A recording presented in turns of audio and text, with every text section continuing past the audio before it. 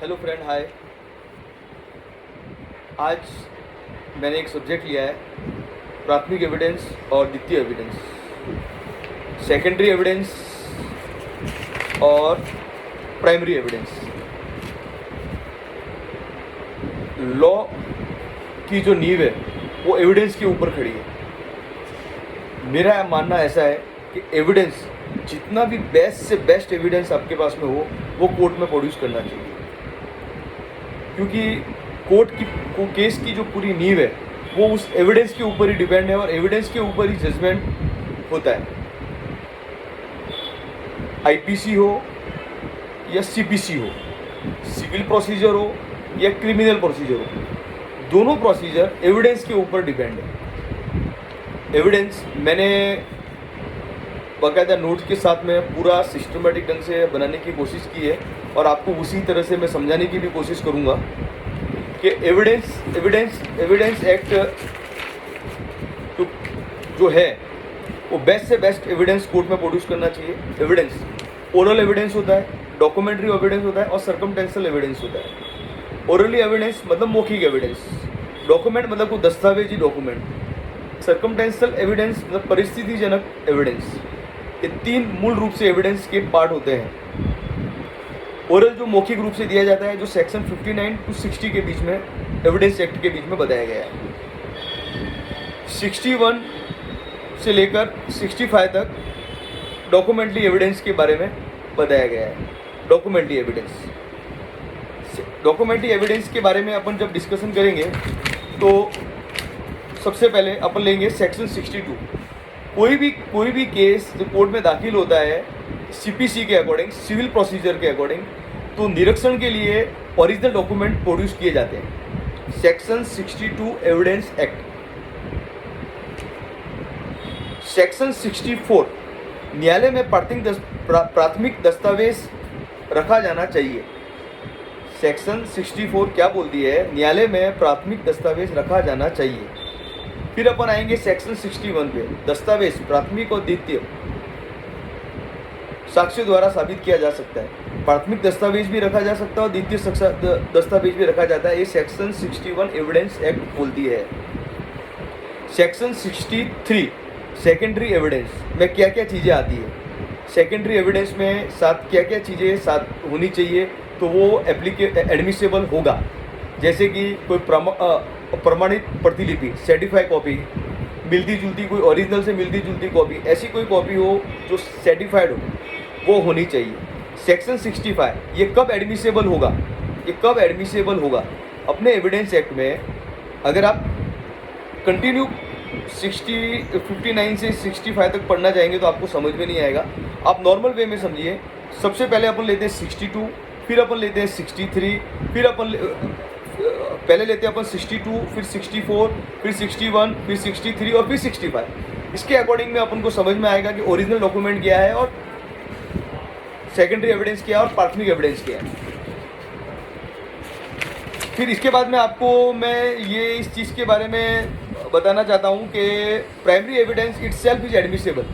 जो primary evidence है वो ऑटोमेटिकली एडमिसेबल एविडेंस है, लेकिन secondary evidence is admissible in the absence of primary evidence. अगर प्राइमरी एविडेंस नहीं है, उसके एब्सेंस के अंदर सेकेंडरी एविडेंस को यूज में लिया जाता है।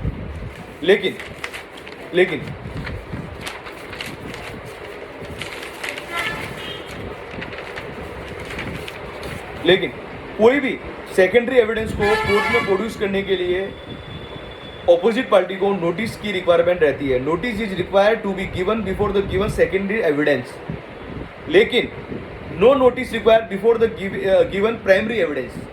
प्राथमिक साक्ष्य के लिए किसी भी तरह का नोटिस देना कंपलसरी नहीं है, लेकिन सेकेंडरी एविडेंस देने के लिए नोटिस देना ज़रूरी है। सिविल है तो डिफेंडेंट को उसको नोटिस देना पड़ेगा, और अगर क्रिमिनल है तो ऑपोजिट पार्टी को नोटिस देना पड़ेगा। अब मैं इसके कुछ आपको तथ्य जजमेंट बताना चाहता हूँ कि जजमेंट क्या बोलता है। बहुत से लोगों का ऐसा मानना है कि सेकेंडरी एविडेंस एडमिसेबल है और कुछ लोग बोलते हैं सेकेंडरी एविडेंस एडमिसेबल नहीं है। लेकिन कुछ लोग सेकेंडरी एविडेंस के बिहाफ में गलत काम भी करते हैं। कुछ ऐसे डॉक्यूमेंट डुप्लीकेट बना देते हैं जो सेकेंडरी एविडेंस के तौर पे कोर्ट में प्रोड्यूस करता है, लेकिन कोर्ट के ऊपर डिपेंड है कि उसको एडमिसिबल मानना है या नहीं मानना है। सेक्शन 65 और 63 के अकॉर्डिंग, 63 एविडेंस एक्ट और 65 एविडेंस एक्ट के अकॉर्डिंग कोर्ट के ऊपर डिपेंड है कि उसको एविडेंस एडमिसिबल मानना है या नहीं मानना है। कोर्ट चाहेगा तो मानेगा, कोर्ट चाहेगा तो नहीं मानेगा। उसके लिए मैं आपको जजमेंट बताता हूँ। पहले मैं वो जजमेंट बताता हूँ जिसमें एडमिसेबल है, सेकेंडरी एविडेंस को एडमिसेबल किया है। परवीन वर्सेस घनश्याम, ये मध्य प्रदेश हाईकोर्ट का जजमेंट है। दूसरा जजमेंट है रमेश वर्मा वर्सेस श्रीमती लंगेश सक्सेना, ये AIR 1998 का है। सेकंड, रेखा महिंद्रा वर्सेस अनीता बेरी, ये 2016 का है, सुप्रीम कोर्ट का जजमेंट है। दूसरा जजमेंट है राशिद खान, ये 2011-3 है, ये भी MP का जजमेंट है। चौथा जजमेंट है श्रीमती यशोधरा वर्सेस श्रीमती शोभा रानी, AIR 2007 SC 1721 1721। ये जो जजमेंट है, ये जो जजमेंट मैंने आपको बताया है 4 से 5 जजमेंट, ये एडमिसेबल है। सुप्रीम कोर्ट और हाई कोर्ट ने इसको एडमिट किया है सेकेंडरी एविडेंस को। लेकिन सेकेंडरी एविडेंस को उसी को ही वही डॉक्यूमेंट एडमिट किया जाता है जो सेक्शन 63 एविडेंस एक्ट के अकॉर्डिंग है।